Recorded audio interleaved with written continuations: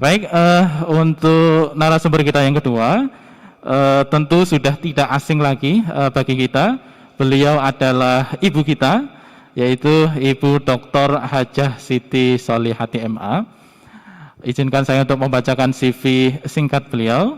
Beliau merupakan dosen S1 dan S2 Komunikasi dan Penyiaran Islam, Fakultas Dakwah dan Komunikasi UIN Wali Songo Semarang. Beliau juga merupakan asesor Badan Akreditasi Nasional Perguruan Tinggi atau BANPT.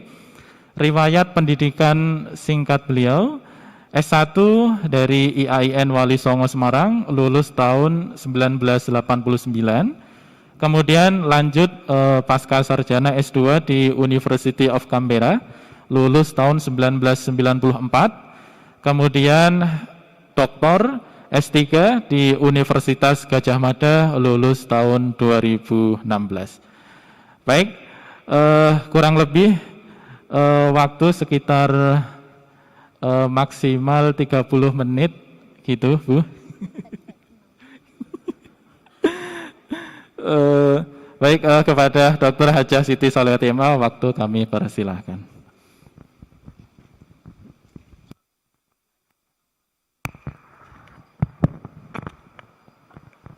Terima kasih Mas Moderator. Assalamualaikum warahmatullahi wabarakatuh. Bismillah walhamdulillah wala haula wala quwata illa billah. Teman-teman, saya mendekat ke situ saja ya.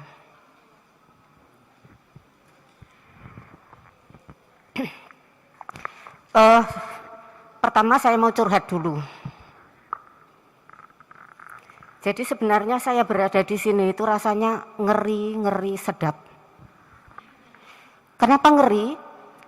Karena ini adalah saya berada di sini itu menurut saya sebagai sebuah senjata makan tuan ya.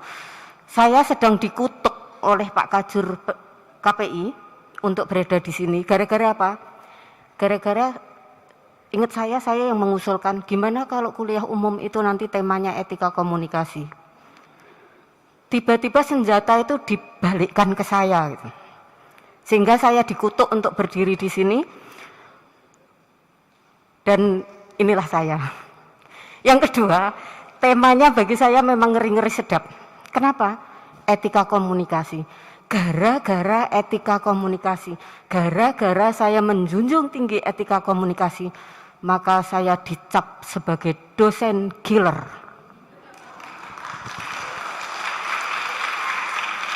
Keren kan? Tapi yang senior jangan bilang-bilang, karena ini anak-anak semester 2 tidak ada yang tahu. Tidak ada yang tahu bahwa yang berdiri di sini itu adalah salah satu dosen killer di Fakultas Dakwah dan Komunikasi. Salah duanya Pak Najahan.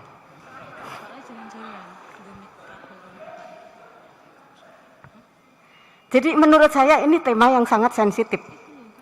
Untungnya tadi secara teoritis sudah dibuka, dikuliti oleh Prof. Hermin.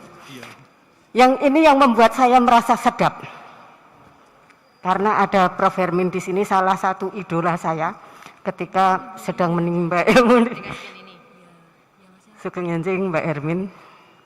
Jadi beliau ini adalah saya tidak pernah diajar secara langsung. Tetapi saya menyelundupkan diri untuk masuk ke kelas beliau. Ini kan tiba-tiba di sini dikutuk untuk bersama dalam satu forum, kan sedap juga. Oke, tadi secara teoritis sudah banyak dibahas oleh Bu Hermin, dan sekarang saya akan melihatnya dari sisi praktis. Kayak apa sih sebenarnya etika komunikasi itu? Nah, kenapa kemudian gagasan saya, kenapa kemudian tiba-tiba muncul etika komunikasi? Karena tadi sudah dibahas panjang lebar tentang teknologi komunikasi. Oh ya, makasih. Ini panitianya keren. Panitianya sungguh keren, jadi memberi saya fasilitas untuk bergerak ke sana kemari. Kenapa begitu? Karena saya itu tidak tahan untuk berdiri anteng gini, nggak bisa. Harus bergerak dan terus bergerak. Kalau bahasa Jawa ini pecicilan. Jangan kaget ya, orang komunikasi itu boleh loh ngomong apa saja. ngomong saru juga boleh, gitu kan? Kalau tidak ngomong saru kan tidak bisa kasih contoh. Gimana sih? Ngomong saru itu yang kayak apa sih? Omongan saru itu yang kayak apa coba teman-teman? Omongan saru yang kayak apa? Gak tahu, anak UIN kok disuruh ngomong saru, jelas gak tahu gitu. Gak tahu kan? Gak tahu. Jadi kalau misalnya gini, saya yakin teman-teman biasa tapi enggak sadar kalau itu saru. Kenapa? Karena dianggap menjadi sebuah kebiasaan. Kesalahan yang dilakukan secara terus-menerus itu otomatis akan taken for granted menjadi sebuah kebenaran. Misalnya gini, amit-amit ya Pak Dekan, Anda chat baik pribadi atau di grup, tiba-tiba ada kata anjay, anjir, bener apa bener? Bener apa bener itu? Tahu nggak asbabul wurudnya kata-kata itu dari mana? Dari mana? Nggak tahu? Alhamdulillah. Alhamdulillah kalau nggak tahu. Itu sebenarnya kan asalnya itu dari makhluk binatang berkaki 4 yang menggonggong itu. Bahasa alainya. Tetapi karena itu dianggap sebagai kebiasaan, maka kemudian dianggap itu benar loh ngomong gitu, nggak masalah. Karena itu sudah biasa digunakan oleh orang-orang lain, sehingga Anda merasa baik-baik saja menggunakan. Ini pendahuluannya ngeri ya. Jebule busol ki kayak gitu toh nek ngomong. Ya memang begitu, orang komunikasi harus begitu. Bahasa Jawanya ngalung usus ya. Ngomong saru yo entuk, ngomong ape apalagi. Orang komunikasi. Oke, sekarang kenapa sih perlu etika komunikasi? Karena zaman sekarang, di saat teknologi maju, di saat hampir semua orang tergantung dengan teknologi, maka orang cenderung abai terhadap norma. Cenderung abai terhadap norma. Mereka menginginkan yang serba cepat, serba instan. Bahkan makan pun makan mie instan. Kurang bisa menghargai proses. Sama dengan proses komunikasi. Padahal etika itu muncul karena ada proses. Maka dipersoalkanlah yang namanya etika. Sedangkan etika sendiri itu apa? Etika itu adalah tatanan norma yang diberlakukan pada kelompok masyarakat tertentu. Kenapa kelompok masyarakat tertentu? Karena etika yang berlaku di sini, di UIN Wali Songo, belum tentu berlaku di UGM. Belum tentu berlaku di Undip. Itu tatanan. Nah, kemudian kalau demikian kira-kira ada solusinya enggak sih? Saya kebagian jatah membahasnya dari perspektif Islam. Bingung saya. Kenapa harus dari perspektif Islam?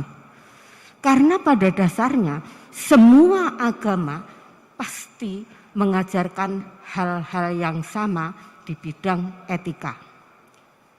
Gitu kan? Tidak ada satu ajaran agama pun yang memberi ajaran kepada umatnya supaya menggunakan bahasa kasar. Itu tidak ada. Nah, sekarang mohon maaf, slide kedua.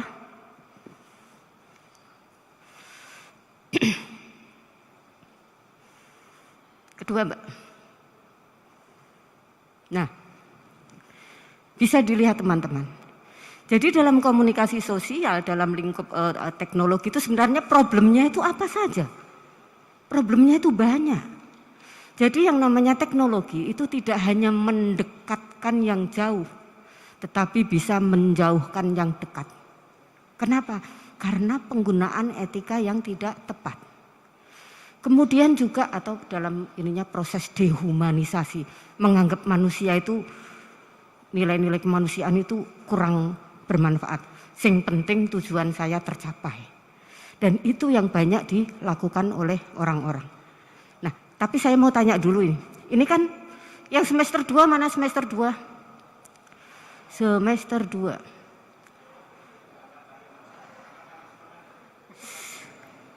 Ini ada semester 2 tapi dari Stockholm. Namanya Mbak Usfi. Sudah mengambil mata kuliah ilmu komunikasi belum? Sudah ya? Bukan mengambil, sudah lulus belum? Karena mengambil belum tentu lulus. Oke, jadi komunikasi itu apa sudah tahu ya? Biasanya pemahamannya itu komunikasi adalah proses penyampaian pesan. Biasanya begitu pemahamannya, meskipun menurut saya masih koma. Komunikasi itu adalah proses penyampaian dan penerimaan. Kalau penyampaian doang tidak komunikasi namanya. Ada yang menerima, ada yang menyampaikan, ada yang menerima. Itu baru komunikasi. Tapi nggak apa-apa, pemahaman orang itu beda-beda. Jadi ada banyak problem ketika ada kemajuan teknologi yang sekarang ini. Termasuk problem kebebasan berekspresi. Orang pikir dunia internet itu membuat kita menjadi bebas sebebas-bebasnya. Menggunakan konsep liberal. Orang pikir begitu. Jadi biasanya itulah kenapa saya tuh penggemar ini ya, BWF. Jadi ada akun BWF itu yang kolom, BWF itu apa? Badminton World Federation. Saya masuk itu, sering mengikuti itu. Tiba-tiba kebijakan dari BWF itu menutup kolom komentar. Penyebabnya apa? Penyebabnya adalah netizen Indonesia yang maha kuasa. Yang dianggap nomor 2 paling tidak sopan sedunia. Jadi komen-komennya netizen Indonesia yang katanya budaya timur itu ternyata luar biasa buruknya di mata dunia. Sehingga menyebabkan BWF menutup kolom komen. Apakah kita bangga dengan prestasi itu? Bangga enggak? Wah, gara-gara etika kita sehingga BWF bisa merubah kebijakan. Bangga enggak? Bangga katanya. Jadi ini harus dimasukkan rumah sakit jiwa ini kalau bangga karena prestasi buruk. Nah, itu adalah karena apa? Karena mereka menggunakan kebebasan. Nah, sekarang saya akan langsung saja pada persoalan-persoalan yang ada di kita. Di UIN dulu tahun 1994 ketika UIN itu masih menggunakan nama IAIN, ada SK Rektor tahun 94 nomor 13 kalau tidak salah tentang Trietika Kampus. Dan saya yakin karena ini masih semester 2 masih kebul-kebul ya, Trietika Kampus itu sudah disampaikan pada waktu PBAK. Sudah belum? Nek urung mesti ngapusi. Pasti sudah. Trietika Kampus itu apa? Etika ojo sing tuwek-tuwek sing jawab. Ayo mahasiswa semester 2 kalau bisa menjawab Trietika Kampus apa saja? Yang bisa jawab tunjuk tangan. Trietika Kampus. Nah, ini mungkin Pak Dekan yang menyebabkan etika tidak jalan di UIN. Karena Trietika Kampus yang merupakan normanya sendiri yang dibuat oleh rektornya, mereka tidak tahu. Tidak tahu apa lupa? Tidak tahu? Lupa.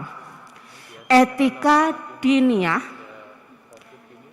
etika ilmiah. Nek sing tuwek-tuwek mesti hafal. Saya enggak tanya sama yang senior-senior ini. Mosok takon karo dosene. Etika diniyah, etika ilmiah, ketiga etika uhwah. Nek wis dipancing ngerti, harus dipancing dulu. Nah, sebenarnya itu kalau kita bisa menjabarkan itu etika diniyah, etika ilmiah, etika uhwah, maka tidak akan ada problematika etika pergaulan di UIN.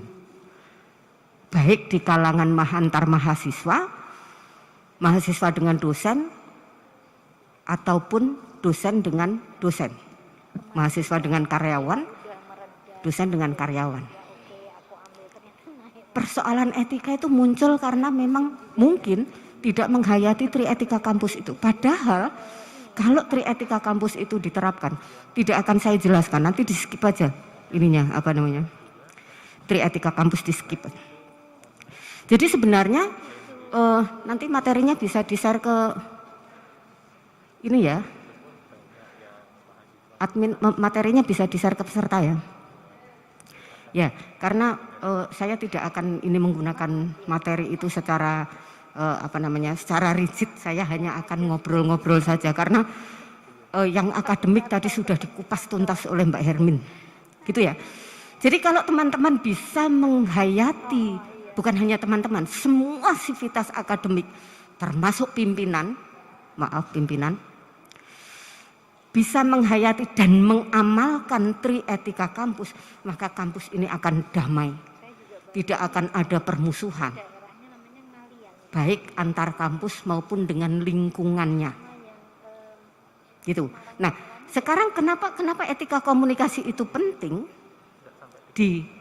khususnya pada waktu itu, karena maaf ya, ini kolega-kolega saya itu kadang-kadang itu galau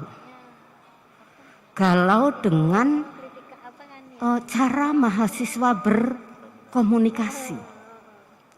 Di satu sisi kita itu masing-masing itu punya persepsi.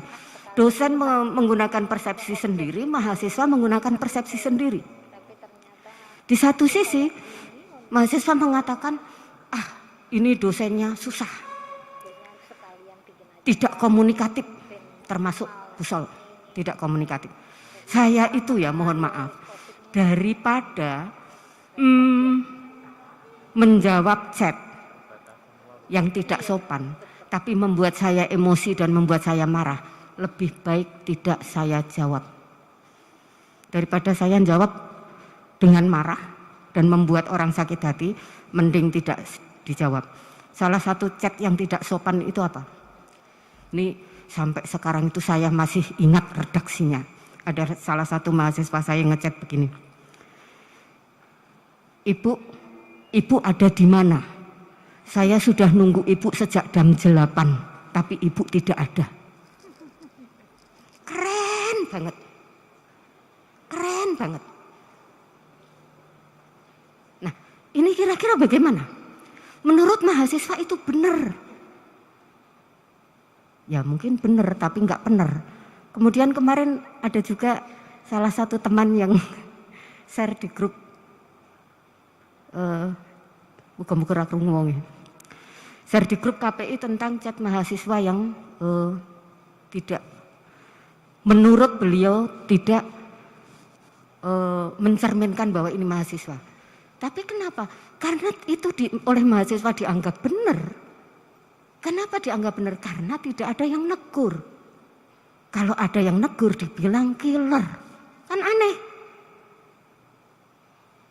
Itu yang chat-chat semacam, nanti akan saya tunjukkan salah satu chatnya gitu. Salah dua chatnya. Nah, persoalan komunikasi itu kan ada dua hal ya. Ada komunikasi verbal, ada komunikasi non-verbal. Kemudian ada komunikasi yang face-to-face communication, ada yang mediated communication. Nah, kita lebih banyak menggunakan mediated communication. Kenapa? Karena masa pandemi. Ketika masa pandemi, kemudian menggunakan media komunikasi yang namanya HP, dan banyak juga yang komplain katanya Busol itu nek di chat nggak proaktif. Bukan hanya mahasiswa, adik saya itu loh komplain. Wong kok buka HP dijadwal rong dino pisan. Tersangkanya senyum-senyum. Jadi saya tidak begitu tergantung dengan HP. Tetapi mau tidak mau karena ini masa pandemi, kita jarang berinteraksi, kita jarang ketemu. Bahkan kemarin saya ngajar semester 4. Semester 4 itu ternyata belum pernah sekalipun kita ketemu. Kemudian ketika diminta, tolong ya pakai Gmeet on cam semua. Sing disetorke jenenge tok. Padahal dosennya on cam direwangi adus isu-isu gitu kan. Itu etis enggak itu? Sementara mahasiswanya itu mungkin kuliah pernah nih, ada yang Pak Kajur, ujian kompre ini nganggo katok pendek. Serius ini, ujiannya online, pakai katok pendek. Konangannya di mana? Waktu itu dia mau berdiri, nggih mboten Pak Kajur. Sumpah, bener. Mungkin beliau tidak sadar, kemudian berdirilah ketoklah katok pendeknya. Etis enggak? Padahal pengujinya pada pakai jas, meskipun online. Nah, persoalan seperti ini karena kita lebih banyak tergantung dengan media. Sehingga apa? Komunikasi bermedia kita lebih banyak tergantung pada komunikasi verbal, chatting. Ketika kita menggunakan komunikasi verbal, waktu saya masih berapa menit Mas Hilmi? Ketika kita menggunakan komunikasi verbal, maka hal yang perlu diperhatikan adalah yang namanya komunikasi verbal itu ada satu. Maaf ya, saya tidak bisa ngangkat tangan saya tinggi-tinggi karena lagi trouble gitu. Komunikasi lisan. Yang kedua, komunikasi tulisan. Masing-masing bentuk ini mempunyai karakter sendiri. Misalnya komunikasi lisan, sama-sama bagaimana sih the usage of language, penggunaan bahasanya seperti apa, komunikasi lisan. Apa yang bisa menyebabkan orang itu bisa dikatakan sopan atau tidak sopan, etis atau tidak etis ketika kita menggunakan komunikasi lisan. Misalnya, pemilihan kata. Kemarin itu ada salah satu dosen yang begini. Anak-anak sekarang itu, mbok nek kira-kira iso basa Jawa karena bahasa itu ada tatanannya. Kalau bahasa Indonesia, kamu ya you. Meskipun kamu itu bapak, simbah, guru, you.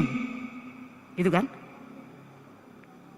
Nek laki-laki kalau tidak Mr. Sir. Kalau di Jawa tidak. Memanggil orang, apakah itu bapak, atau kang, atau le, itu ada. Makanya saya bilang etika itu relatif. Bisa berlaku di sini tetapi belum tentu berlaku di lain tempat. Kemudian memanggil you.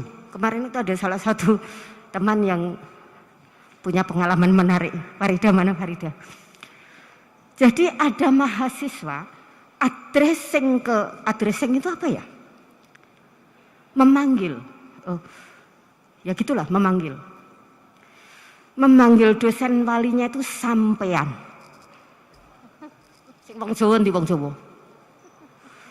Wong Jawa. Jawa kabeh toh? Ada yang tidak Jawa. Kalau memanggil walinya sampean, itu nek kira-kira memanggil temannya apa ya? Karena di Jawa itu ada tatanan, ada panjenengan, ada sampean, ada kowe, ada kon, ada siro, itu ada tatanannya. Lah nek dosennya dipanggil sampean terus gimana?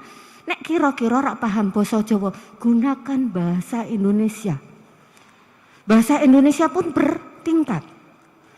Ada kamu, Anda, elo, mosok manggil Pak Najahan. Pak, lo di mana Pak?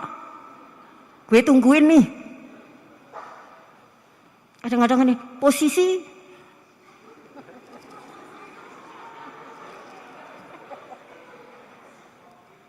Ya apa rek kaya ngono iki lho. Ya apa tuh? Etikanya di mana? Karena apa? Bahasa tulis, bahasa lesan itu sama-sama ada tingkatannya. Gitu kan? Jadi kalau bahasa lesan, kemudian bahasa lesan, intonasi. Lisan ketika kita baik voice face to face maupun dengan menggunakan media. Intonasi. Kalau bisa, usahakan kalau kamu ingin dibilang etis, jangan tinggikan suaramu lebih tinggi ketimbang suara seniormu. Kemudian intonasinya biasa-biasa saja, nggak usah ngegas gitu loh. Ngomong karo dosennya kok ngegas, ngomong karo bapaknya ngegas. Mangi pembalap apa? Biasa aja gitu loh. Jadi intonasi itu akan dijadikan ukuran apakah kalian kita itu termasuk etis atau tidak. Jadi kemudian body language. Body language itu apa? Bahasa tubuh, gerak tubuh. Ya nek ketika ngomong secara ini ketemu secara langsung ya biasa aja. Tangannya kan ndak usah pencilaan. Ndak usah kakean gerak. Dulu saya pernah punya saksinya Bu Maya kebetulan di sini. Pernah punya mahasiswa itu. Saya nggak tahu apakah itu kebiasaan apa kalau bahasa Jawa itu bilang sekalor. Jadi kalau ngomong itu pasti gini-gini. Ngapain? Kemudian tangannya ada, itu namanya body language. Kita etis atau tidak itu akan tergantung bagaimana cara kita menggerakkan tubuh kita di hadapan pasangan komunikasi. Kemudian volume suara. Kalau volumenya semakin tinggi, udahlah. Lalu dosennya ngomong lemah lembut, orang tuanya lemah lembut. Apa iya betul? Itu menunjukkan kalian itu punya etika atau tidak. Kemudian ketika kita berkomunikasi dengan menggunakan bahasa tulis, verbal tapi tertulis. Apa saja yang perlu diperhatikan ketika kita berkomunikasi dengan menggunakan bahasa tulis? Satu, the uses of language, penggunaan bahasa. Penggunaan bahasa itu apa? Sekali lagi yang namanya bahasa itu bertingkat. Kecuali bahasa Inggris ya. Bahasa Inggris, bahasa Arab tidak bertingkat. Tapi bahasa Indonesia, bahasa Jawa, bahasa Sunda itu bertingkat. Kalau bahasa Sunda, beda. Kalau bahasa Jawa itu dahar, itu bahasa alus. Tapi kalau di Sunda deer itu for animal. Deer itu kambing, deer gitu kan. Kalau di sini bapak dahar. Nggih mboten Mas Dadang. Jadi beda bahasa itu juga makanya kalau memang kalian tidak yakin dengan menggunakan bahasa lokal, gunakan bahasa Indonesia. Jangan sampai terulang kasusnya salah satu teman saya itu.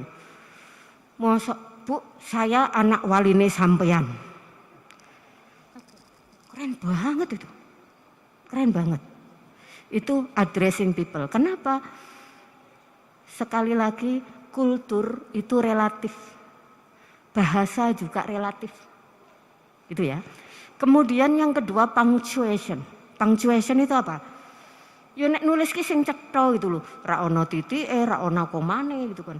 Tiba-tiba misalnya gini. Banyak sih yang sopan ya. Maaf Bu mengganggu waktunya. Pertama sopan, Assalamualaikum Bu, perkenalkan saya bla bla bla, maaf sudah mengganggu waktunya. Buntute iki lho sing bikin gak enak itu. Saya sudah mengirimkan, harap ditandatangani. Kajur MD pernah, saya mengingatkan Ibu punya tugas mengoreksi skripsi saya. Keren amat padahal kan Kajur MD itu gwalake kepati-pati. Ono sing wani ngono iki lho. Heran. Jadi seperti itu. Kemudian saya juga pernah. Ibu sedang di mana? Tanda tanyanya itu banyak. Itu namanya punctuation. Kemudian punctuation termasuk punctuation itu adalah pemilihan huruf. Jadi sudah punya pacar belum orang-orang ini? Ya kalau belum punya pacar orang tua lah. Penggunaan huruf itu kan macam-macam ya ketika kita menggunakan. Ada yang italic, ada cetak tebal, ada huruf besar. Tolong, tapi saya pernah gitu. Saya pernah mendapat chat dari salah satu mahasiswa hurufnya besar semua. Sakit rasanya neng ati ki. Apa aku ki apa sih? Hurufnya besar semua. Meskipun huruf itu kata-katanya tidak terlalu menyakitkan, tapi penggunaan huruf besar itu membuat saya sakit. Segitunya mahasiswa ke saya. Kemudian ada yang pakai tanda pentung gitu kan. Kalau teman-teman sudah pernah belajar bahasa Indonesia dan paham, pasti tahu fungsi punctuation. Kapan pakai tanda pentung, kapan pakai tanda tanya, kapan pakai huruf besar. Jangan nulis chat kok hurufnya besar semua. Kalian menyadari nggak kalau huruf besar semua itu apa kira-kira? Dalam tanda komunikasi itu maknanya adalah penting, warning, gitu kan? Jadi suatu saat kalau misalnya bapaknya atau ibunya atau pacarnya ngechat, kata-katanya nggak usah begini. Kamu sedang di mana? Pulang, tapi hurufnya besar semua. Ada 2 saran saya. 1, cepat pulang. Yang kedua, nggak usah pulang sekalian. Kenapa? Pasti terjadi huru-hara. Itulah yang namanya etika komunikasi. Jadi masing-masing teman-teman, ini kenapa saya nanti ini materinya aja dilihat. Saya hanya perlu menyampaikan hal-hal yang memang biasanya terjadi di lingkungan kita. Nah, ini akan saya contohkan contoh chatnya. Ada slide judulnya chat, Mbak. Nah, kelihatan nggak di situ? Wah, tidak kelihatan. Saya bacakan ya. Ini chat pribadi ke saya. Yang pertama adalah penggunaan bahasa. Penggunaan bahasa. Mau tanya Bu, beban maks SKS saya ternyata dapat 22 SKS. Nah, KRS yang saya ambil cuma 20 SKS Bu. Chat keduanya, kalau enggak dipakai, kan sayang. Saya ngambil 1 mata kuliah lagi, apakah masih bisa? Kalau enggak dipakai, ya apa gue? Itu. Kemudian tolong please kalau kalian chat dengan orang yang lebih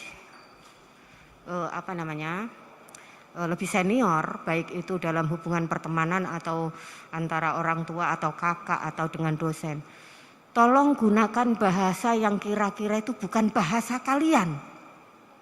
Misalnya saya sering dapat, aku ben keren gitu kan, membahasakan aku, tapi nulisnya pakai Q. Sorry ya, Busol itu orang jadul jadi nggak paham. Kemudian istilah-istilah yang mereka paham tapi belum tentu kita paham. Misalnya cutting. Bu, menurut cutting saya mikir karena Busol itu emak-emak, sing dipikir cutting itu bawang gitu kan.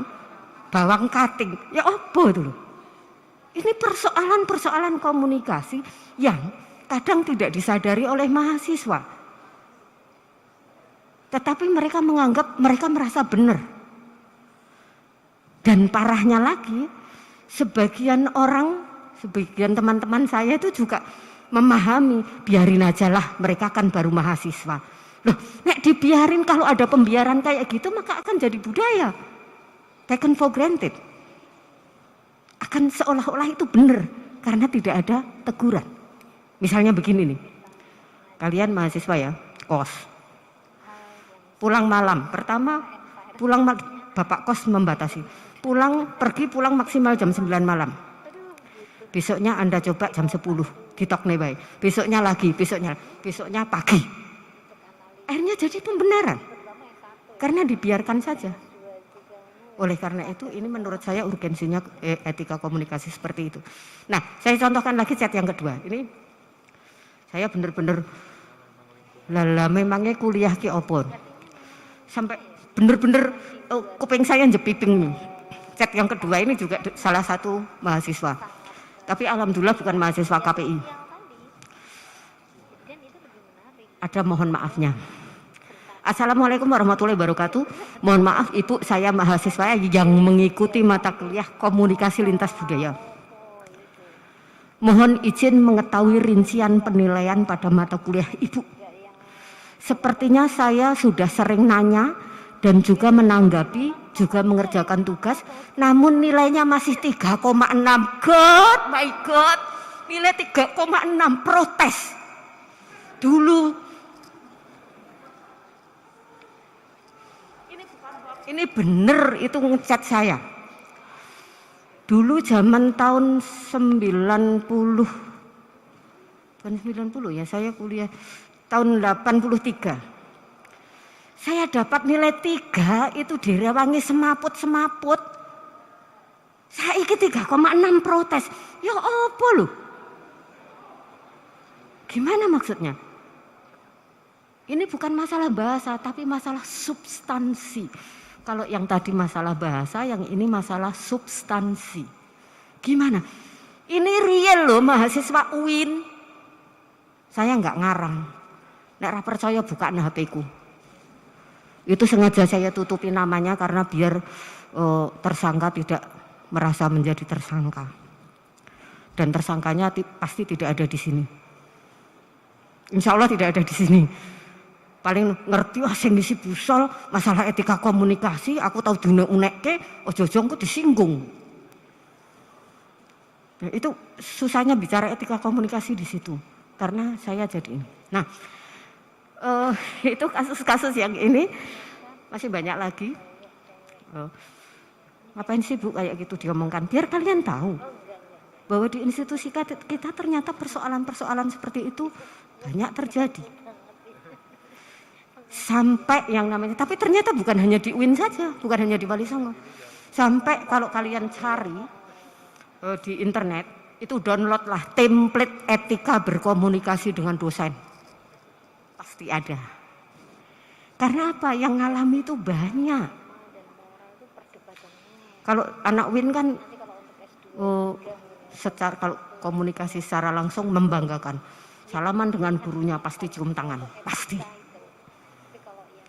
Tapi ternyata etika bermedianya agak kurang.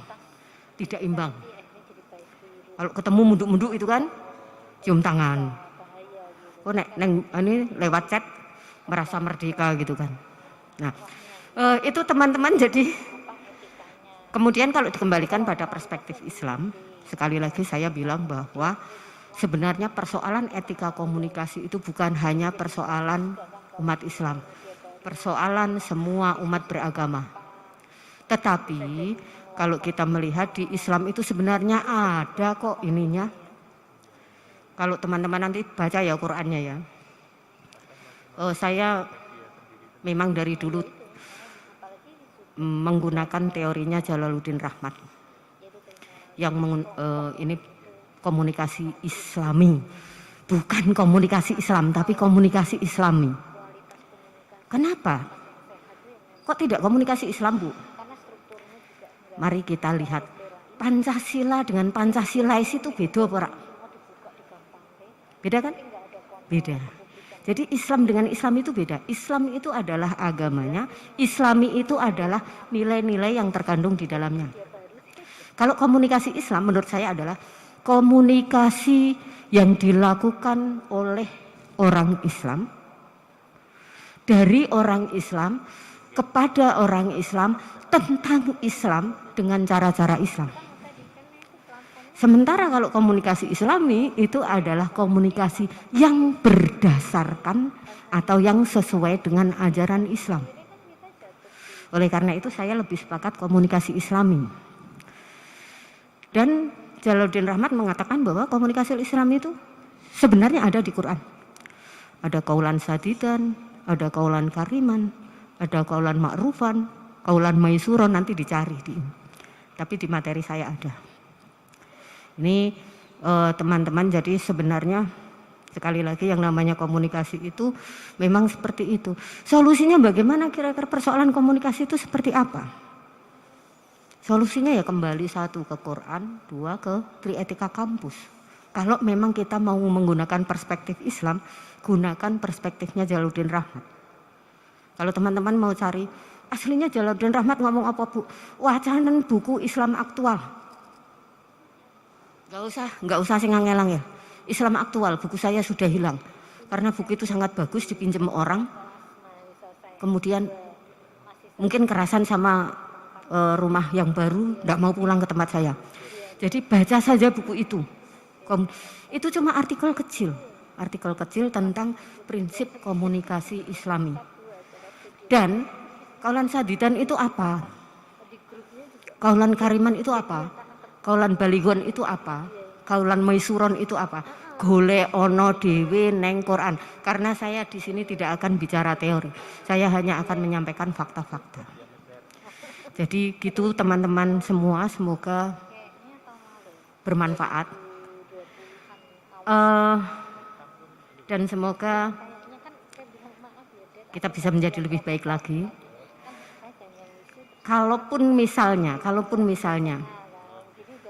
teman-teman ingin melihat baik, kalau saya bilang teman-teman bukan hanya untuk mahasiswa, tetapi untuk diri saya sendiri dan juga untuk teman-teman kolega. Nampaknya perlu ketika kita berkomunikasi dengan menggunakan media, apa perlu ada ini ya, sensor etika gimana? Atau perlu ada komisi etik. Jadi yang melihat. Jadi itu kalau misalnya kita masing-masing menyadari, berempati. Nek aku kira-kira sing mendapat pesan kayak gini gimana ya? Nek misalnya saya jadi dia gimana ya? Tapi persoalannya adalah itulah susahnya ketika bahasa tulis dan bahasa lisan itu digunakan secara bersamaan. Kalian menggunakan chat, WA, chat kan menggunakan bahasa tulis. Tetapi redaksinya itu bahasa lisan. Kan aneh itu. Ya, di tradisi ini mertua saya itu dari Denmark ya. Dari Denmark. Bahasanya itu podo-podo orang Jawa. Denmark kok Jawa ya? Podo-podo orang Jawa tapi kadang-kadang itu bahasanya beda. Misalnya Arab. Kalau saya orang Wonogiri, orang Solo. Arab neng di, mau kemana? Tapi orang Demak bilang perendi.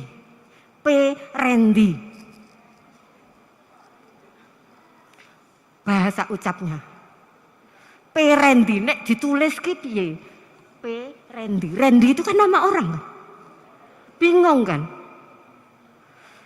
Atau apelapo. Coba. Ya nek diucapkan dengan kita berkomunikasi secara langsung oke-oke saja. Tapi ketika ditulis dengan apelapo. Jadi itu yang seperti itu perlu, makanya teman-teman kalau kira-kira sanksi dengan keajaiban bahasa lokalnya, silahkan gunakan bahasa Indonesia. Silahkan memilih kata yang benar. Karena di orang Jawa itu bilang bener tapi ora pener. Contoh ya itu tadi. Mau menanyakan sesuatu karena ini bahasanya ya bener itu bahasa Jawa memang, tetapi ora bener karena addressingnya beda. Mosok manggil Pak Dekan, Kang Ilyas. Bener karena Kang itu digunakan untuk addressing ke laki-laki yang lebih tua. Tetapi tahu dong posisinya beliau itu dekan. Masuk diundang Kang Ilyas. Nek saya manggil Pak WD1 Kang Dovi itu biasa. Tapi kalau dalam dunia kerja saya tetap manggil Pak, bukan Kang. Mbok Amel. Jadi bukan begitu, karena addressing itu penting. Makanya konteks komunikasi itu adalah bagaimana kalian bisa menempatkan diri pada posisi masing-masing. Dan kalau itu dipegang teguh, insya Allah, dan sekali lagi ya, jangan lupa etika kampusnya. Etika ukhuwahnya gimana? Etika ilmiahnya bagaimana? Etika diniyahnya bagaimana? Gitu ya. Semoga tetap semangat. Merasa bertambah ilmu enggak? Nek enggak tambah kita pulang saja Bu Remin. Akhirul kalam. Assalamualaikum warahmatullahi wabarakatuh. Bismillahirrahmanirrahim. Assalamualaikum warahmatullahi wabarakatuh. Perkenalkan, nama saya Aisyah. Saya dari jurusan Komunikasi dan Penyiaran Islam. Mohon izin bertanya kepada Ibu Sol. Dari banyak materi tadi yang telah disampaikan dari Ibu Solihati, yang saya tangkap bahwa memang etika komunikasi itu sangat perlu diterapkan. Namun dalam hal ini terkadang para ibu dan bapak dosen itu memiliki batasan-batasan yang berbeda. Maksudnya tidak sedikit juga dosen yang mengatakan bahwa beliau itu ya tidak apa-apa di chat di malam hari, atau ada yang mengatakan stay 24 jam seperti itu. Namun ketika saya tidur ya berarti saya balas besok ya Mbak, dan lain sebagainya gitu. Jadi solusi terbaik apa yang bisa kami lakukan sebagai mahasiswa dan mahasiswi ketika ada keperluan mungkin terhadap Bapak dan Ibu dosen, apakah sebelumnya memang harus kami tanyakan Ibu atau Bapak berkenan membalas chat itu pada jam berapa atau dengan batasan-batasan seperti apa? Karena dalam hal ini memang tidak semua dosen memiliki batasan yang sama. Terima kasih. Wallahul muwaffiq ila aqwamit thoriq. Assalamualaikum warahmatullahi wabarakatuh. Terima kasih. Assalamualaikum warahmatullahi wabarakatuh. Saya Usfi Ibu, mahasiswa S2 KPI semester 2. Oh iya, terima kasih. Saya ingin berbagi kepada Bu Profesor Hermin dan Bu Siti Solihati, Bu Dr. Siti Solihati. Terima kasih atas ilmu yang telah panjenengan sampaikan kepada kita semuanya. Ini sangat membantu dan sangat bermanfaat sekali bagi kami begitu. Nah, yang ingin saya sharingkan begini, Ibu. Saat belum ada media atau media sosial begitu, pemegang dari kebenaran itu sangat terbatas sekali. Misalkan begini, kalau di dunia dakwah, pemegang kebenaran ayat-ayat suci Al-Quran misalkan itu adalah Pak Yai, Bu Nyai, Ustadz, Ustadzah begitu. Yang mana dari segi etika kita sangat terbatas sekali. Kita harus sowan ke sana melihat waktu, kemudian menggunakan pakaian yang sopan dan lain sebagainya.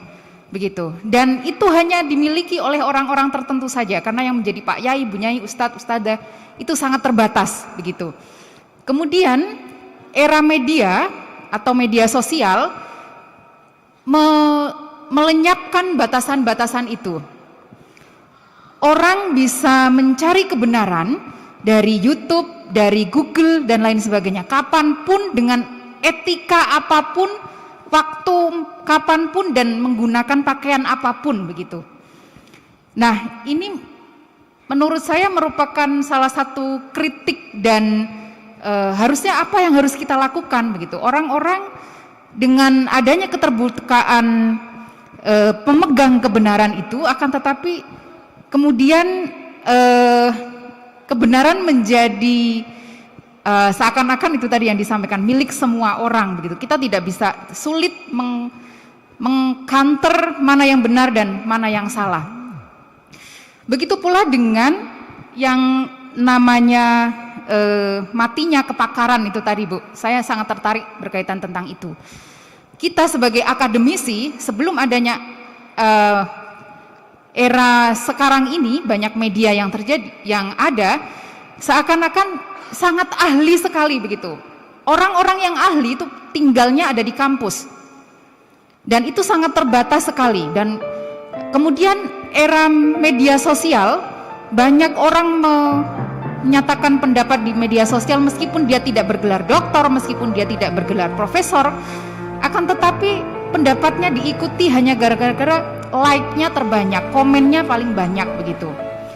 Nah, di satu sisi ini merupakan yang Ibu katakan tadi sebagai matinya kepakaran. Karena akademisi seakan-akan sudah menjadi bukan sentral kebenaran lagi dari sisi akademis, tapi itu bergeser kepada siapa yang memiliki follower berapa begitu. Akan tetapi hal itu juga menjadi autokritik bagi kita, karena para akademisi itu selama ini hadirnya selalu berada di menara gading, entah itu di jurnal-jurnal bereputasi nasional ataupun internasional, tapi tidak hadir di dalam media sosial, sehingga media sosial itu dipenuhi oleh orang-orang yang memiliki followers. Padahal kebanyakan dari masyarakat Indonesia itu lebih banyak membaca media sosial daripada jurnal bereputasi tersebut. Itu termasuk autokritik menurut saya. Nah, saya ingin mendapatkan pencerahan dan pendapat dari Ibu. Kemudian yang kedua, Ibu, di era sekarang ini juga banyak sekali lapangan pekerjaan baru yang 5 tahun kemarin belum ada. Begitu pula banyak sekali pekerjaan-pekerjaan yang 5 tahun lalu ada, sekarang sudah nggak ada. Kabarnya seperti juru parkir di luar negeri itu sudah nggak ada. Gitu. Kemudian teller bank sudah nggak ada. Apalagi 10 tahun yang akan datang itu pasti banyak sekali pekerjaan baru yang muncul dan banyak sekali pekerjaan lama yang sudah tidak ada sama sekali begitu. Nah, saya pikir banyak pekerjaan juga yang kemudian bisa dimasuki oleh berbagai macam orang dengan ijazah apapun. Misalkan seperti reporter, kemudian jurnalistik. Orang dengan berbagai macam ijazah bisa melamar menjadi jurnalis. Begitu. Sehingga selain ini merupakan kabar yang baik, ini juga menjadi ancaman bagi kami begitu di Fakultas Dakwah dan Komunikasi. Berbeda dengan keilmuan lain, Bu. Misalkan begini, keilmuan dokter misalkan, tidak semua orang yang lulus dari jurusan apapun bisa menjadi dokter. Tidak semua orang yang lulus dari jurusan manapun bisa menjadi advokat. Itu kalau advokat dan dokter, psikolog juga sama.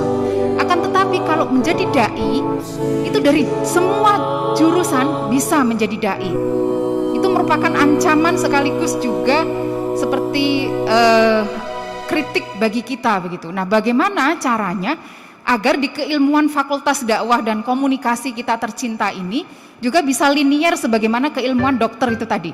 Yang bisa mengisi posisi dokter itu ya hanya lulusan S1 kedokteran dan memiliki izin praktek kedokteran.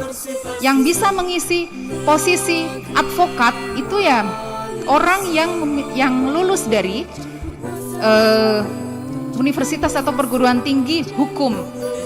Orang yang bisa mengisi psikolog itu yang punya sertifikat psikolog begitu. Tapi orang yang mengisi posisi dai, jurnalis dan lain sebagainya itu bisa dari manapun begitu. Nah, saya ingin mendapatkan solusi juga bagaimana agar kita lulusan Fakultas Dakwah dan Komunikasi ini 5 tahun yang akan datang atau 10 tahun yang akan datang itu juga masih, dan yang mengisi posisi itu kita sendiri bukan orang lain. Lulusan dari Fakultas Dakwah tidak bisa masuk ke dalam menjadi dokter, menjadi psikolog, menjadi ini begitu. Tapi lulusan psikolog, lulusan dokter bisa menjadi jurnalis.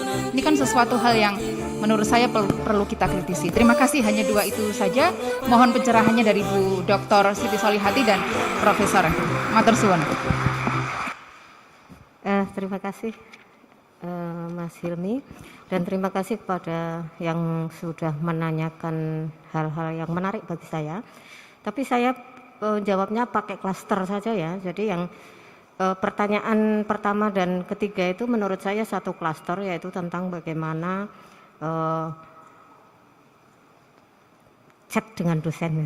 Yang pertama menanyakan waktunya. Memang tadi di PPT itu ada masalah timing, dan di contoh chat yang saya tampilkan tadi juga ada yang satu di samping bahasanya juga itu tadi terlihat dari jamnya adalah jam 12.09 malam. Jadi midnight show. Ya untungnya saya itu termasuk temannya Codot, jadi tidurnya setelah subuh, tapi kalau malam melek cari pakan. Nah, Sebenarnya masalah waktu itu orang masing-masing relatif ya. Kalau orang yang tipe kalong atau codot seperti saya, tengah malam pun kalau pas pegang HP ya insya Allah dibalas. Tapi kan ada juga bukan hanya kita, sebenarnya para dosen itu tidak pingin dipuja, dihormati, tidak. Cuma pingin dimanusiakan. Pingin dimanusiakan dan menggunakan tata cara yang umum. Kita misalnya begini, kalau kita bertamu malam hari, itu kira-kira, ini tadi pertanyaan Mbak Elsa ya dari KPI, Elsa. Kita bertamu malam hari itu kita jam berkunjung itu jam berapa? Kalau jam 10 baru datang bertamu itu kira-kira kalau kita yang kedatangan tamu jam 10 malam kecuali family ya, itu kira-kira rasanya bagaimana? Itu saja kalau tatap muka. Nah, tentu saja yang namanya komunikasi dengan menggunakan media atau bahasa ininya chat tadi yang dipertanyakan ya, sesuaikan saja dengan itu. Kita inilah, kira-kira orang itu kan menurut kesehatan itu jam 10 malam itu sudah harus tidur ya. Jam 10 malam sudah harus tidur. Menurut teori kesehatan seperti itu. Sehingga nanti sepertiga malam itu bisa bangun teori ini. Sepertiga bisa bangun dan untuk melakukan sholat malam, teorinya itu loh. Gimana mau sepertiga bangun, tidurnya aja setelah subuh. Nah, kita andaikan itu aja. Jadi seandainya kira-kira jam tidur manusia itu jam berapa, kita berandai-andai kita tidurnya jam berapa, jangan kok nek pas butuh tidak tahu waktu. Nek ngechat dosennya jam 12 malam itu sebenarnya ya sudah melanggar etika, tetapi masih ada beberapa orang yang masih mau balas. Sehingga tadi jawaban saya itu apa? Besok ya Mas, ini sudah tengah malam. Cik sopan. Masih sopan. Kita bayangkan itu saja, kira-kira biological clock kita itu tidur jam berapa, bangun jam berapa. Dan jangan dikira kalau dosen itu bangun tidur langsung cekel HP. Kalau mahasiswa mungkin tidur ngeloni HP gitu ya. Enggak kok Bu, buat alarm gitu, biar bisa bangun. Jadi ini memang HP itu sudah jadi benar-benar jadi menurut saya membuat manusia mabuk ya. Bikin manusia mabuk. Saya pernah Bu Hermin jadi ngajar di budaya media. Itu nantang mahasiswa satu kelas, saya tantang, siapa yang berani hidup tanpa HP 3 hari saja. Tidak ada yang berani. Padahal saya itu sering dulu kalau ngajar Jumat, karena saya kalau ngajar waktu masih offline itu HP di laci. Ngajar Jumat sore pulang, HP masih tetap di laci, Senin baru bertemu dengan HP lagi. Biasa, nggak mati, nggak sakit, nggak stres, biasa saja gitu. Nggak masalah. Tapi manusia sekarang memang beda-beda. Dan jenis HP pun ternyata menyampaikan pesan tersendiri. Sehingga saya ingat teorinya McLuhan, medium is the message. Jadi bukan pesannya tetapi medianya. Karena yang namanya iPod itu tentu saja lebih mahal ketimbang Oppo gitu kan. Jadi punya iPod itu satu kebanggaan tersendiri, menunjukkan status sosial. Ini loh pegangan saya gitu. Pro 12 gitu. Pegangan saya. Itu sudah menjadi kebanggaan tersendiri. Dan jangan dikira kalau HP-mu mahal itu kemudian HP dosennya jadul kayak HP saya dulu pernah punya HP seperti gebuk maling gitu. Jadi ada antenanya gitu. Tahun 97 HP Nokia masih ada antenanya itu. Jadi kalau buat balang maling itu bisa semaput itu. Dan seperti itu. Jadi jangan dikira kalau HP mahal itu kemudian menaikkan kualitas komunikasi, bukan. Termasuk pelanggaran etika itu enggak peduli HP-mu mahal atau murah gitu kan. Dan kemudian kembali pada pertanyaan lagi, chatnya ininya jam berapa? Relatif. Karena tergantung juga pada jenis orang yang kalian chat. Jenisnya apa? Toleransinya. Kita bisa mentolerir enggak? Kalau misalnya saya kira ada teman-teman yang masih mentolerir ya tengah malam itu. Kadang-kadang weekend juga itu kan. Weekend itu family time ya iya, WFH tapi weekend itu tetap family time, tapi weekend tetap dioyak-oyak. Weekend tetap dioyak-oyak kadang pas tahun baru gitu, tahun baru kemarin Januari. Ini kok tahun baru ya ono sing ngoyak-ngoyak, Bu saya sudah upload judul skripsi di Wali Siadik, ya Allah ya Robi, apa Busal nggak boleh libur gitu. Jadi itu timing. Timing itu penting. Karena apa? Orang dalam bad time itu juga jadi bad mood juga gitu kan. Lagi waktu-waktunya istirahat, sama seperti di perumahan itu juga sering begitu, Bu. Waktu istirahat gedor-gedor pagar ternyata itu jualan. Assalamualaikum. Ternyata itu jualan kue, jualan tuas Melayu gitu kan, Melayu ngarep kirane saudara apa temen apa, ternyata orang jualan. Yo meskipun kita kasihan tapi kan kita juga merasa terganggu, sama dengan chat yang dilakukan tengah malam kadang-kadang juga mengganggu. Kalau bisa diusahakan chat itu di hari kerja, kecuali kalau dalam keadaan urgent atau darurat. Darurat memang harus ini. Kadang-kadang kan begitu pada muncul teroris. Bu, saya belum sempat revisi, waktunya terakhir sekarang. Lah yang nyuruh mepet-mepet siapa gitu loh. Padahal ibunya lagi di luar kota atau ibunya lagi naudzubillah min dzalik, lagi sakit atau lagi apa. Jadi timing. Kemudian yang kedua, kira-kira kata-kata yang seharusnya untuk chat itu gimana? Relatif juga. Tergantung kepentingannya untuk apa. Misalnya untuk mengurusi mata kuliah. Gitu kan? Untuk mengurusi mata kuliah. Tetapi yang jelas yang penting wajib mughaladhah disebutkan adalah nama. Karena banyak sekali rumangsane kita itu nge-save semua nomor mahasiswa po. Atau rumangsane kalian itu anak artis apa anak sultan, anak presiden gitu loh. Bu, ini saya mau tanya ini, Anda siapa? Itulah makanya Busal itu disebut killer itu ya mergone gitu loh.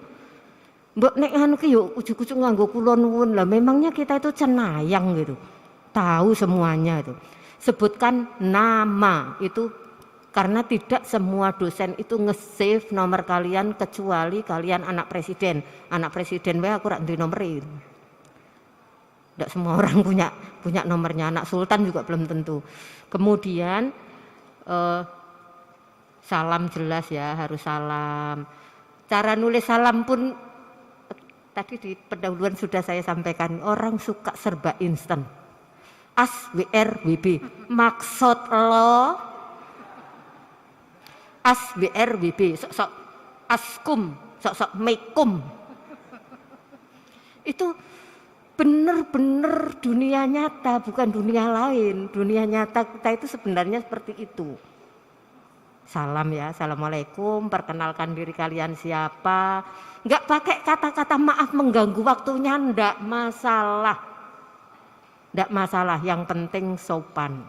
Kemudian itu tadi ya pemilihan kata, penulisan, dan yang penting adalah bahasanya yang standar. Jadi kalau gunakan I itu saya, bukan gue, bukan aku. Itu I. Kalau you itu bapak atau ibu, bukan Anda, bukan kamu, bukan elo, bukan kowe. Bapak atau ibu. Kalau mau pakai bahasa Jawa panjenengan, ora sampean.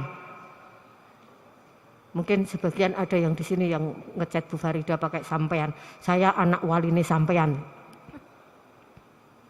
Kemudian penulisan juga begitu. Yang kalau bisa menulis itu ya gaya bahasa tulis, bukan gaya bahasa lisan. Kalau tulisannya KALAU bukan kalau. Belum itu tulisannya BELUM, bukan belum, bukan lom, bukan lom. Itu kalau memang berarti angel, bukan angel. Ndak susah. Masalahnya apa? Karena kita terbiasa abai. Kita terbiasa menganggap kesalahan itu sebagai sesuatu yang lumrah. Sama seperti orang istilah, isorak kue menek klopo. Lah klopo kok dipenek ge opo itu? Klopo itu kan cuma sak gini tuh besarnya. Sak kepala kita kok dipenek, diloncati wae iso kok. Padahal maksudnya apa? Menek wit klopo, bukan menek klopo gitu loh. Masak sego wis dadi sego kok dimasak ki nggih opo? Kenapa? Kenapa itu jadi seolah-olah jadi sesuatu yang benar? Karena kita abai. Bu, kalau kita bilang menek wit klopo kan wagu, ya itu dianggap wagu karena tidak dibiasakan. Sama dengan mosok ngecat dosennya kok kayak bikin karya ilmiah, Bu. Ya memang harus begitu. Harus menggunakan kata-kata yang benar gitu kan. Baku, ya harus begitu, harus dibiasakan. Kemudian bahasa, the choice of language, pilihan bahasa. Tolong please jangan gunakan bahasa perintah. Karena kita itu bukan pembantu. Jadi minta tolong atau mohon. Jangan perintah. Yang seperti tadi kasusnya Kajur MD itu. Sekedar mengingatkan ibu punya tugas untuk mengoreksi skripsi saya. Itu sudah, saya juga ada di chat seperti itu, terus tak pancing gitu kan. Ini perintah ya Mas. Inggih Bu. Dianu, masa merintah dosennya, keren ora? Ada yang begitu, tapi yang begitu terlalu sensitif, jadi tidak saya tayangkan tadi. Nah gitu ya Mbak, siapa tadi yang tanya? Terakhir dari pertanyaan Mbak Usfi yang deg-degan saya pas dengar itu. Sepertinya Mbak Usfi ini menjiwai betul jalan Kalmak. Menjiwai betul itu, jadi menjadi pembela kaum papa proletar gitu kan, tentang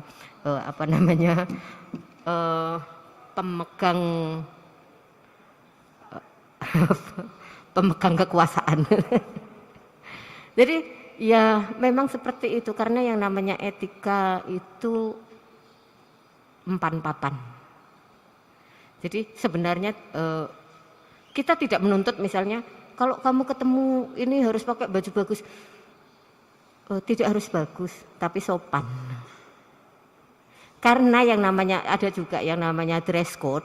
Dress code itu kadang-kadang tidak hanya tergantung pada modelnya, tetapi juga bahan. Bahan itu bicara. Jenis bahan kain itu bicara. Itulah kenapa di UIN itu kan tidak boleh pakai jin gitu ya. Kecuali nggak konangan gitu kan. Nggak konangan nggak apa-apa kan. Tapi dulu ini pengakuan dosa saya. Saya sering nguji skripsi pakai jin Bu. Pokoknya yang penting dure jas. Tapi ya nggak apa-apa karena nggak konangan. Yang penting jinnya hitam gitu kan. Nggak konangan kalau itu jin. Ngajar juga pakai jin nggak masalah. Karena bahan itu bicara. Bahan itu kita memilih bahan kain itu karena kita merasa nyaman. Bukan hanya sekedar model. Yo ketok mau pakainya gamis, tapi bahannya bahan apa itu yang jersey. Gamis gede jersey, bahan yang tetap ngetok. Apanya yang ngetok? Pokoknya ngetok. Karena seperti itu. Jadi bukan hanya ketertutupan ini, tapi siapa sebenarnya yang menentukan dress code itu? Kalau menurut saya agak sepakat dengan Marxisme sih sebenarnya. Jadi menurut saya yang menentukan itu ajining rogo itu ono ing ajining rogo ono ing busana. Jadi yang menentukan dress code itu sebenarnya kita pemakai harusnya. Bukan pemegang wewenang. Sehingga mohon maaf UIN tercinta, mohon maaf. Kenapa sih UIN itu ikut-ikutan gitu loh? Mau istighosah aja kok harus pakai baju putih gitu loh. Kenapa gitu? Itu pemegang wewenang. Disampaikan Pak Rektor apa-apa ya memang tenan kok, kenapa harus pakai baju putih kok. Bener kan? Kalau istighosah harus pakai baju putih kan? Makanya saya nggak datang karena nggak punya pakai baju putih. Nggak punya saya baju putih. Baju kerja tunggu istighosah. Dan itu sesungguhnya sebenarnya yang harusnya yang menentukan dress code itu adalah pengguna pakaian itu. Karena dengan kita punya ini aja lah, punya asumsi positif aja, positive thinking sama orang bahwa orang itu pasti akan menghargai dirinya sendiri. Jadi kecuali ke kantor tidak boleh pakai sendal jepit gitu kan. Boleh pakai sendal jepit ke kantor, tapi setelah sampai di kantor ganti gitu, nggak masalah. Nah itu bahan itu, kemudian model juga, itu masalah warna juga. Kenapa sih putih sekarang? Kenapa dulu itu kan nggak ada Senin Selasa harus pakai putih ya Pak? Aku mikir loh putih itu identik dengan Jokowi gitu. Karena Pak Jokowi senangnya pakai baju putih. Apakah kampus ini juga mau dijokowikan? Gitu loh. Karena apa? Semiotis. Semiotis. Salah ya Pak Alfandi ngakon aku saya ngomong makanya ngaco. Nah itu agak nakal Bu ini. Jadi seperti itu yang namanya kewenangan. Kemudian memang benar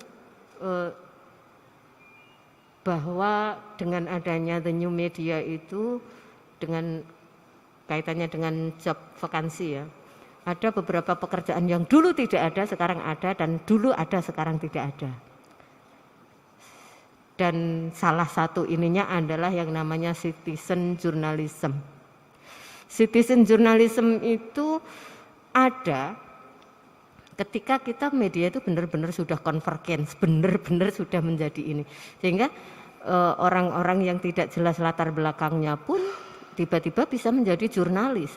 Dan karena tidak jelas latar belakangnya itu, maka kemudian kualitasnya juga dipertanyakan. Karena politik ekonomi tadi, ekonomi media, yang kemudian masing-masing dulu itu zaman kita masih menggunakan teori komunikasi massa kan yang namanya media itu institutionalized gitu kan, terlembagakan gitu ya, media massa. Tapi sekarang tidak. Setiap individu sekarang bisa memiliki media sendiri. Contohnya media sosial gitu kan. Kemudian punya punya .com yang sebenarnya itu dikuasai individu. Satu orang bisa punya beberapa media online gitu kan. Jadi itu kemudian karena apa? Karena kualifikasi yang di ini, saya yakin, Hakul yakin tidak ada 70%, tidak ada 30% dari mereka itu yang backgroundnya jurnalistik. Jadi memang benar-benar kemungkinan besar adalah menarik keuntungan dari apa yang bisa mereka lakukan. Makanya kenapa sih berita-berita online itu selalu judulnya itu provokatif. Provokatif, sensasional, yang kemudian itu memancing nafsu untuk ngeklik, namanya clickbait gitu kan. Jadi dibuat seprovokatif mungkin sehingga orang penasaran. Kenapa? Karena mereka tahu bahwa karakter masyarakat kita itu adalah karakter yang sangat penasaran. Sesuatu itu semakin dilarang, semakin dicari. Justru semakin dilarang, semakin dicari. Makanya ini trik bisnis juga, bisnis nakal gitu kan. Jadi kalau mau dagangan kalian laris, maka bikinlah berita seolah-olah barang itu dilarang, maka pasti dicari. Ini ada kasus, tapi ini nakal nih. Ada kasus tahun 90-an kalau tidak salah 90 berapa ya? Itu ada kasus Bandung Lautan Asmara. Masih ingat ya? Bandung Lautan Asmara itu dulu kan masih musim CD ya. CD, jadi di Bandung itu ada anak kos yang berlainan jenis kemudian melakukan sesuatu yang tidak senonoh dan disidikan. Disidikan kemudian dijual. Sehingga ketangkap dan dikosek sama aparat. Tapi semakin dikosek itu harganya semakin mahal. Bahkan bajakannya yang lagu-lagu bajakan itu pada waktu itu harganya 5.000, 6.000. Bajakannya itu ditawarkan 125.000. Gila enggak? Karena apa? Karena dilarang gitu loh. Tapi anehnya masyarakat semakin mencari. Jadi sama dengan fenomena sekolahan ya. Sekolahan itu semakin mahal semakin dicari. Makanya nek mau sekolah ini laris, gawenan sing mahal.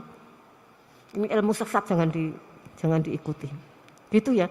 Jadi ya memang seperti itu. Sehingga kesempatan untuk saya termasuk orang yang agak meragukan akurasi dari berita-berita online gitu ya. Jadi saya masih orang jadul, jadi masih bangga dengan suara merdeka gitu, daripada yang ada .com-nya gitu. Karena apa? Karena banyak sekali penyesatan. Maksudnya kemudian ininya, Bu, caranya ini hoax gimana, Bu? Ada webnya di Kominfo. Aduan konten juga ada, silakan di ini.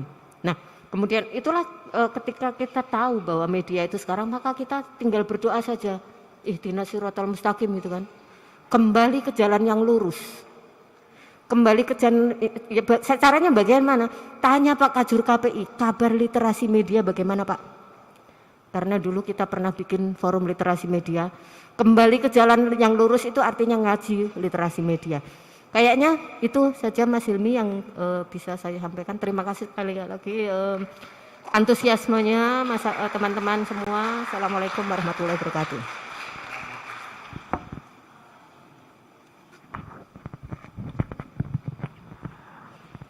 Baik, luar biasa sekali jawaban yang telah disampaikan oleh kedua narasumber kita pada siang hari ini. Sekali lagi kita beri aplaus yang meriah untuk Prof. Hermin dan Ibu Dr. Siti Solehati. Baik, sebelum acara atau forum ini kita tutup, ada penyerahan kenang-kenangan dan cindera mata dari Fakultas Dakwah dan Komunikasi UIN Wali Songo Semarang kepada kedua narasumber. Yang terhormat kepada beliau Bapak Dr. Ilyas Supena MAG selaku Dekan Fakultas Dakwah dan Komunikasi UIN Wali Songo beserta jajaran pimpinan yang lain, kami persilahkan.